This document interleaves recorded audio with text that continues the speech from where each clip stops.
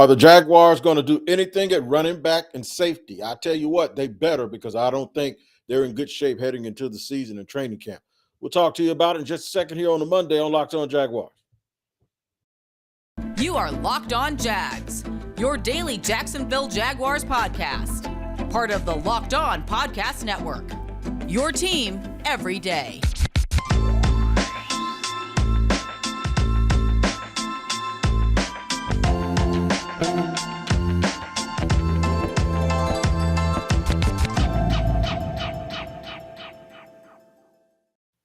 What's going on, good people? Tony Wiggins here with Locked On Jaguars. As usual, every Monday through Friday, you guys make us your first listen, and we are very, very grateful that you do that. Reminding you that we're also free on all platforms because it's your team every day. Today's show is brought to you by BetOnline. BetOnline has you covered this season with more props, odds, and lines than ever before. BetOnline is where the game starts. There are a couple of things I want to get into today, mainly as it pertains to breaking down a couple of positions that kind of seem to be forgotten and no one's talking about it. It's because all everybody wants to talk about is or address are the wide receiver positions that were addressed in free agency and what's going to happen with Cam Robinson and what's going to happen on the offensive line. And then in the draft, it's always who are they going to get at edge rusher, and is this guy better than that guy, and is that guy better than this guy? All that stuff going to play itself out. Okay, so there's some things that have sort of gone, to the point where it's like taking a back seat. Running back and safety. We're going to talk about those two positions. Those are the positions that traditionally teams seem to appear to forget about because I guess on the positional value chart, it's just not that high. I'm going to go through the Jaguars' depth at both positions. We'll do running backs in segment 2. Safeties in segment 3, and in the back end of both of those segments, what we'll do is we'll talk about the guys that are available. But first, we're going to set it up and tell you why it's so important. When you're a bad team like Jacksonville, of course, you're going to handle the priority positions first. One thing that the blessing that was last year, even though they only won 3 games, they got Trevor Lawrence. It was a disaster because of the coaching situation and all the other leadership issues in the building. We get that. The one thing about getting a guy like Trevor Lawrence is, and I know he hasn't proved it yet, he hasn't proved that he is a quote-unquote franchise quarterback. The one thing about it, though, is you're committed to him being that, right? So once you commit to it, whether he ends up that or not, that means you're not going to be actively looking to fill that position. It also means you can just flat out build your team as if you have a franchise quarterback. And by that, what I mean is when you built the team around Blake Bortles, you always had to build the team with in mind, even though you're committed to him, but you built it within mind that he was limited to what he was going to be able to do for you individually, right? Because we know great players elevate good players to be great, and they elevate mediocre players to be good. And every now and then you get great players with other great players, and that's where you start to get these multiple titles, right? They couldn't do that with Blake. In fact, I'm almost certain that the reason why they drafted a big back and focused so much on defense is because they knew they had to play a certain way. I think we would all agree with that. With Trevor Lawrence, it's different because even though it hasn't come into fruition yet and it hasn't manifested itself yet, what has happened is the team thinks that Trevor Lawrence is good. Therefore, they're going to build the team as if he is a franchise quarterback. And they should, because I've come to the conclusion that I think he's going to be very good as well. So that enables you and allows you to really, really go out and have a great vision of what you're going to do and how you add players to the team. The one thing I will tell you is this. Usually when you get that franchise guy, you are not picking the very next year. You're not picking first. Normally they have enough of an impact where they lift the franchise to the point where you're not taking the most talented player in the draft. And that's probably one of the reasons why I shy away from Hutchinson a little bit. And folks think that I'm hating. I'm not hating on Hutchinson. I don't think he's going to be I don't think he's going to be a bust. I just think you need to reach for the stars and get the guy that is not just the guy that's most ready or not the guy that's going to sell tickets. I can't stand when people say that because if he's not great, he's not going to sell tickets. They used to do that with Tebow here, and they're doing it in Detroit to Hutchinson. Nobody cares where a dude played at in college as long as he can play. Okay? If he can play, I don't care where he comes from in the NFL. What happens on Saturday has absolutely nothing to do with Sunday. It might have something to do with an initial uptick in ticket sales, but if he can't play, nobody's going to keep him. So the thing is it gets rid of all of that other stuff. It gets rid of buying, selling. You don't have to build a team because a guy can't play. You ain't got to build a team because a guy is going to help you sell tickets.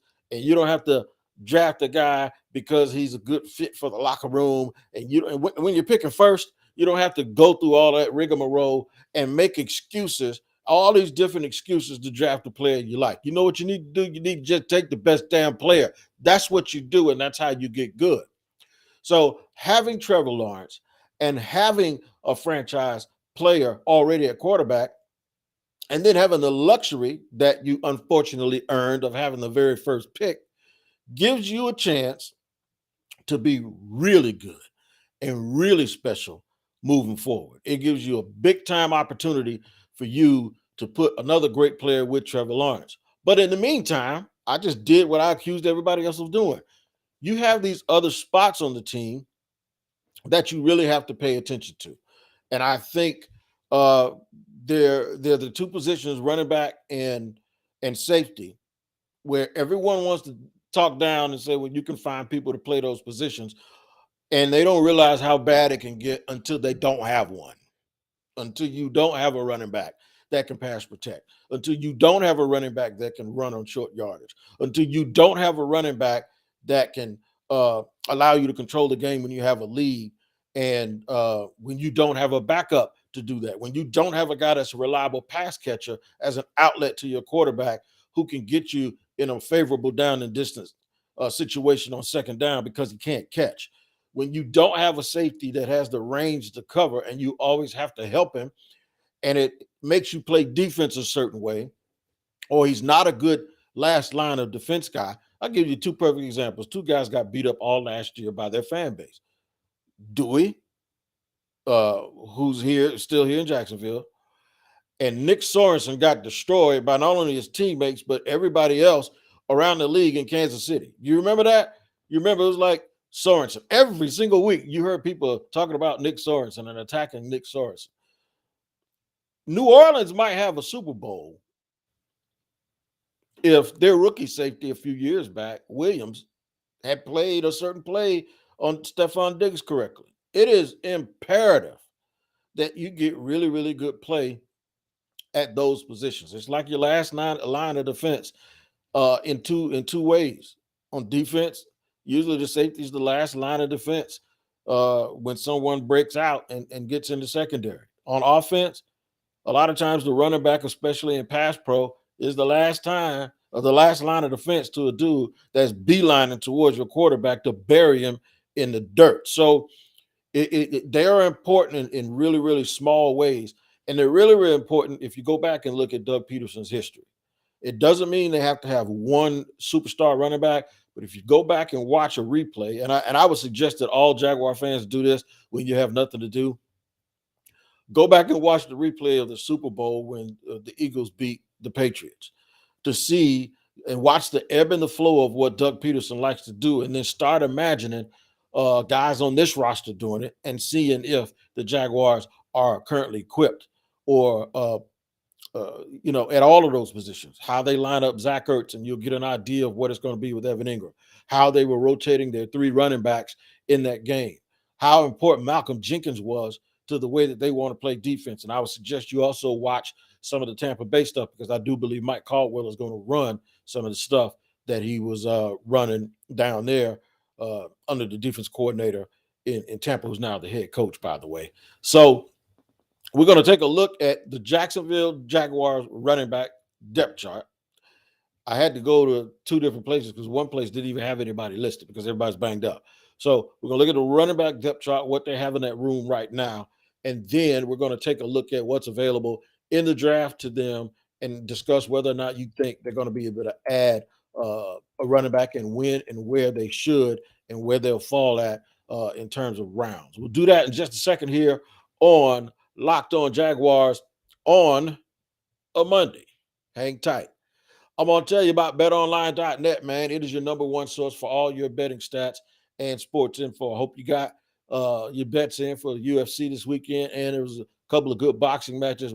Erickson Lubin lost a tough boxing match, man, and he looked like he had a car accident or something, man. I'm telling you.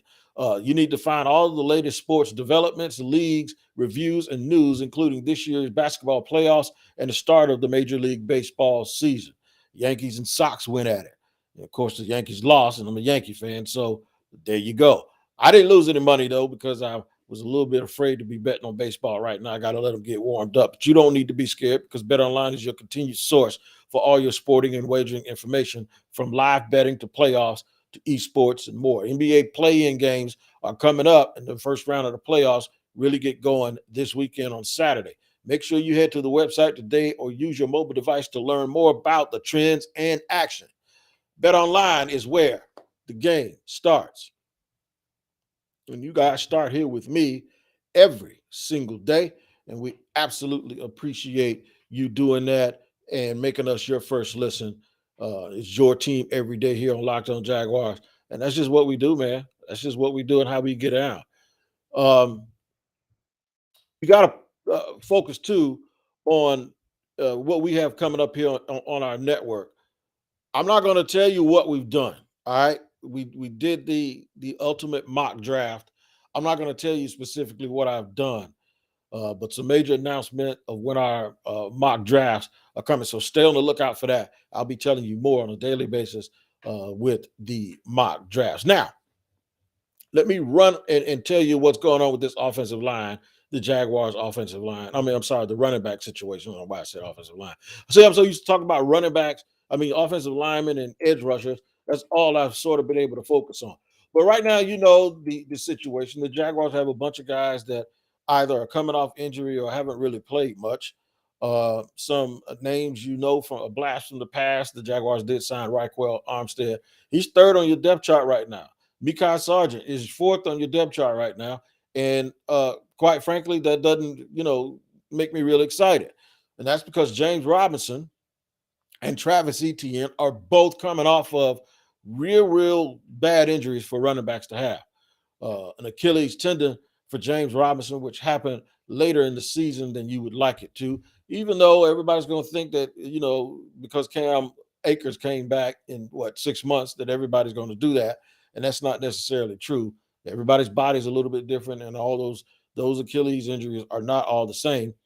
And Travis Etienne never got going last year because in the preseason, definitely was not the playoffs. In the preseason, he had a hard time and caught a Liz Frank injury and missed the entire year. I remember when he got hurt on the play. It was sort of like a scrum and a pile up, and then he got up and he sort of ran off and he limped to the sideline. And I'm sitting there thinking, like, man, don't let that be turf toe, or don't let him have some sort of stress fracture in one of the bones in his foot, or maybe it's a little bit of an ankle. It didn't look like a high ankle sprain because he was putting pressure on it. And then when they came back and said he ain't coming back, and he was demonstratively looking really upset, and they found out, they confirmed the next day that it was a Liz Frank injury. That's not been a real good injury for a lot of people. Now, Derek Stingley, one of the draft, the best players in the draft, just recently ran a 4.37, and I heard that he had Liz Frank surgery. So that bodes well, at least for Travis Etienne. And word is now is that he looks like he's going to be a go for training camp and early next season, and that he's ahead of schedule. So that's a good deal. But even if he's able to be where he's supposed to be physically, he hasn't played in full contact football in over a year and a half now. If you want to give him training camp, I'll give him that. There's still an adjustment to the speed to the game from a young player. Add in the fact that there's also an adjustment coming from whatever he learned last year. He's got to unlearn it and learn something new all over again. And with James Robinson, it's the same thing. James Robinson will now be running his third offense in 3 years. So even if James Robinson's healthy in training camp, which I don't know if that's going to be the case or not, you still have a situation where he's now learning another offense. And I know most people say, well, running backs, all they do is just run, man. So it can't be that difficult for a guy to just get the ball and run. It's that difficult when you have to learn the terminology, when you have to learn the offensive line schemes, when you have to learn where to go. And you're doing that when all you focused on is rehab. I think it's a little bit too risky to go into the year with two guys coming off of injury. Raquel Armstead, who hasn't played much football because of some health issues he's had, and he had them here in Jacksonville. It's too much to ask, especially when you got 12, 13 draft picks, right? By no means am I suggesting that the Jaguars use a first or a second round pick on a running back. I'm not. I'm not suggesting that at all. But what I am telling you is this. If you find there's a really, really good player, you can get him, and you need to get him. And to me, I would prefer that since you have ETN as almost your pseudo airback, if you will, and you also will have Jamal Agnew, who can play a little wide receiver, can play a little running back, and give you a little bit of that airback stuff. I would like him to go get a big power back. And I know that James Robinson runs with a nice little lean, and is upwards of his compact, built upwards of about 215 pounds or so on and so forth. I would still like for them to get a little bit of a bigger player. And a guy who is a serious power back, a guy who has a lot of the ability to play well in short yardage on the goal line, who also might be able to catch. Now, one of my favorite guys in the draft is Isaiah Spiller. Spiller's 217 pounds, looks like Matt Forte. See, he's a combination of a running back. You don't have to be just a power back, in my opinion, as long as you have the capability to do it. I think he has it. I think Kenneth Walker is a guy that can get you some yards. I think Breece Hall is a guy that can do the same thing. Damian Pierce definitely can do it. He's compact. He's 218 pounds. But I would stay away from those guys like Kyron Williams, and I kind of would lean toward. I like Zamir White, and I like the Robinson kid, Brian Robinson from Alabama. There's going to be guys, and they have to find a guy. I know Hassan Haskins was here on a visit. He runs a little upright, but he is a guy who gets a lot of tough yards. I think some of these guys that they brought in on these visits are people that they're looking at when they pick late. The Jaguars have, I believe, 1 5th-round pick. I think they got 4 6th-round picks and 2 7th-round picks. So they may be looking at some of these guys. So when you look at those 30 guys that come in, sometimes they don't even draft the 30 guys. That doesn't mean that they're going to pick their players from those 30 guys.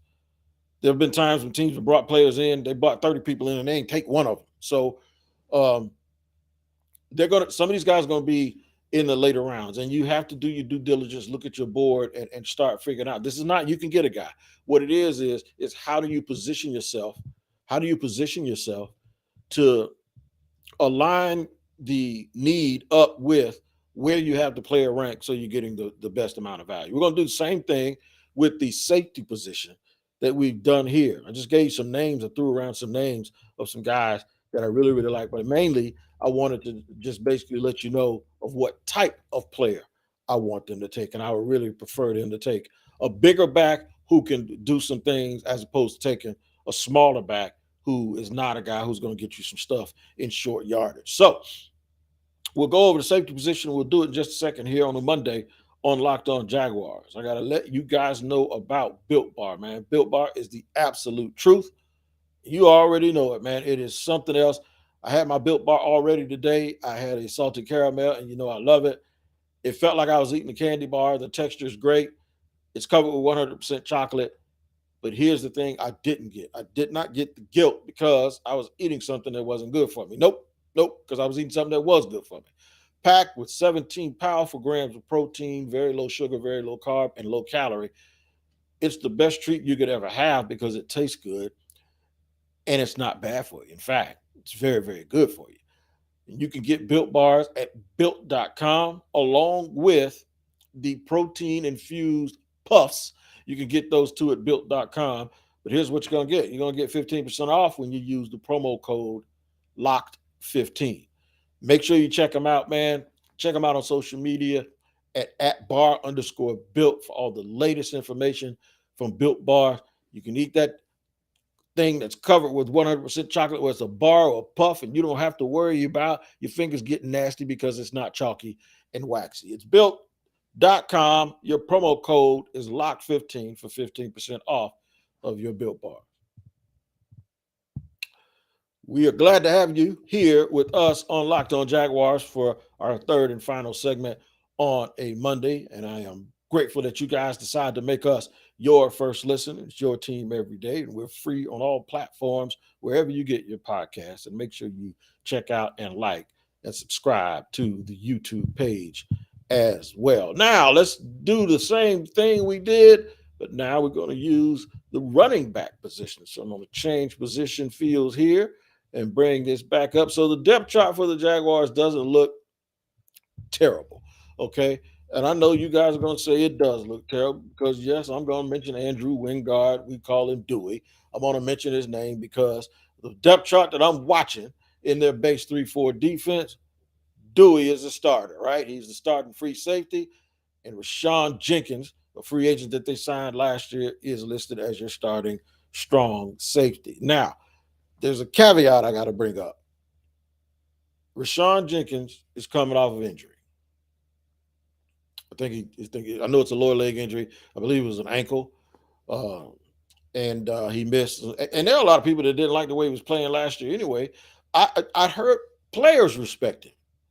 I've had players when I was like, who do you like? They said Rashawn Jenkins. They were really, really big on him during the preseason. We didn't get a chance to see much of his impact because the team wasn't very good. And then the things that we did see from him were dumb penalties that you don't expect from a guy who signed a bunch of money to be your best player and to be a leader. So he has to eliminate that. But there was a high opinion of him when he was on the free agent market and he played for the Chargers the year before. So I think there's a chance that he could get back to it depending on what that injury situation is. But the fact that we're talking about both of those guys the way that we're talking about them suggests that there needs to be some improvement at that position. Andre Cisco, who did not play as much as fans would like. Excuse me, I got a coughing spell, but he didn't play as much. But when he did get on the field, he was a third-round pick, and you saw the talent. There were some people that considered him a guy who should have been a first-round pick had it not been for an injury that he had suffered his last year at Syracuse. So Andre Cisco came in, and when he finally got a chance to play, and I know everybody put that on Urban Meyer, but even when Urban was fired, Joe Cullen still didn't play Andre Cisco as much as everyone wanted to. But when he did get in the game, you know what happened? Everybody goes, look at these idiots. They had this dude on the bench the whole time. It always seems like he was very sudden. It always seemed like he was where he was supposed to be. And when he got there, he packed a wallop. And I think he'll have a major chance to make a big difference. Why is this important? It's because when you saw Tampa play, when Mike Caldwell was the linebackers coach, the safeties were very, very critical in that defense, in Todd Bowles' defense. Especially when you go back and look, if you want to go back and look at one of their games, you want to figure out how they stopped Patrick Mahomes in the Super Bowl and held him to 9 points in that vaunted Chiefs defense. Go back and watch and see and hope that those are some of the things that Mike Caldwell will continue to do here in Jacksonville. Also, when you watch that Eagles game again, look at how important Malcolm Jenkins was as a leader to that defense. So you can't just ignore that position either. And the draft is very interesting when it comes to those young safeties. I think it's a position that they absolutely must upgrade. So I'm going to go through it right now with you guys and bring up some of the guys. And obviously, Kyle Hamilton is going to be a first-round pick. I don't think he's Isaiah Simmons, Derwin James, Sean Taylor, but I think he's a good player. But the Jaguars, he's not going to be he shouldn't even be in a conversation for Jacksonville because, one, if they take him, I'm going to pass out. But two, when it comes time for them to pick again, he won't be there. But I tell you, there are two guys that might be, even though one of them's getting real, real hot. Actually, both of these guys are getting super, super hot in terms of the draft, and that's Daxton Hill, who is going to have so much value. He was a former 5-star recruit, but he has good size. He's 6 feet, about $190. But here's the thing about Daxton Hill. He can play the slot. So when you have that luxury that your safety can come down and play the slot on in your nickel situations, you can go big safety, you can go to a big nickel and put another safety in that can run around with the tight end, especially if you're playing single high, or it just gives you the flexibility that you could stay in your base defense, especially if it's one of those weird down and distance systems where you don't situations where you don't want to get too small.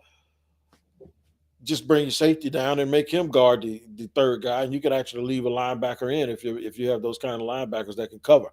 Tampa had those guys. Tampa had those guys. Well, some people say they struggled, but they did. They never took Levante David off the field. They never took Devin White off the field because they needed their best players to stay on the field, regardless of what the down and distance was. So Daxton Hill actually helps you in that area because he's a safety who can guard a wide receiver. You don't have to bring in another corner in order to do that. Now, you might still want to do it, but it's just like it gives you the versatility that you doesn't have to, especially if one of your guys, you get one of your top three corners injured, it'll help you out a little bit to know that you have a safety.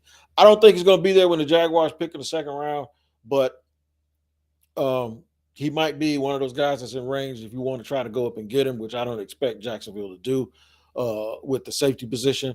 Lewis Seen, if you watch the national championship game from Georgia, 6'2", about 200 pounds, runs about a 4.3, can probably cover better than you think because what you saw him do at Georgia so much was come downhill and play in the flats and be very sudden, and he's a sure tackler, and those things are very, very important too.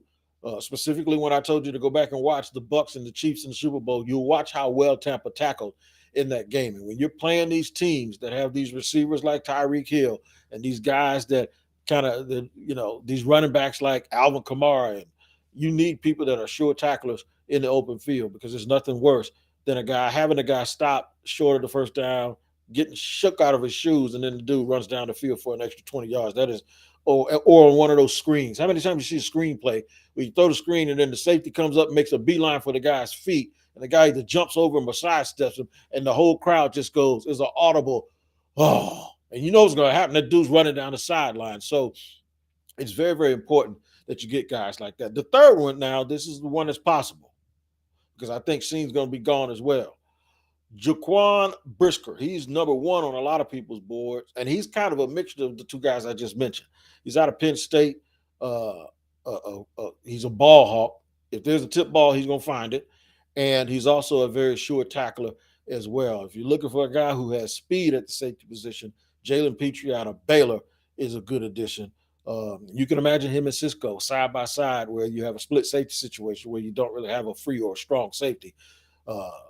That speed and that suddenness and that explosiveness can be very, very attractive.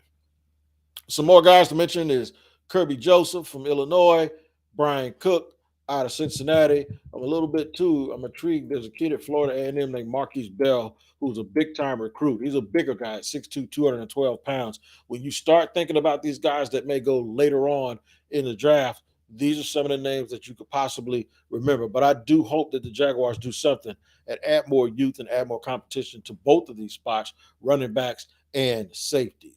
I know you guys are going to be here with me every day because you always are, because it's your team every day. And we thank you for making us your first listen. You need to check out Locked On NFL Draft, the podcast. You can find it wherever you get your podcasts. Also on YouTube with Ryan Tracy, who does graded analytics, and my man Eric Crocker, former NFL corner, who really, really breaks it down and gives it to you from a player's perspective.